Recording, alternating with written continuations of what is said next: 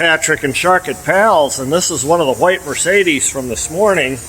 Chuck, you had a water leak on this, and judging by the floor, you still got a water leak. What happened? We've got an O-ring that's leaking still in the car. These cars, when they're put together with a lot of intricacy as far as O-rings, bypass tubes, outlet tubes. The cooling systems function in many different directions, especially on something that's turbocharged, because you have to cool the turbo and you have an oil cooler as well.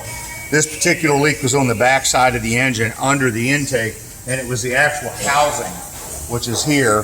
This is the thermostat housing and bypass housing. This is what was actually leaking, and you can see it was split right here and leaking out of this part right there. Well, these things are all made of plastic, and that's so that they can keep the car light to get the most fuel efficiency out of the car as possible. Problem with plastic is when it's exposed to extreme heat over time, it buckles, warps, cracks, and comes apart on you. So that's why we're having to replace this. Now, if this were metal, that might not be the case, but the manufacturers are trying to meet the government fuel restrictions, and so they have to keep the car as light as possible. Hence, we end up replacing this housing. And as you can see, it's got multiple outlet tubes and sensors on it. So this serves many functions to the engine as far as cooling goes. Heater core, cooling the engine, oil cooler, turbocharger. All those tubes function from this one point and go out around the rest of the engine.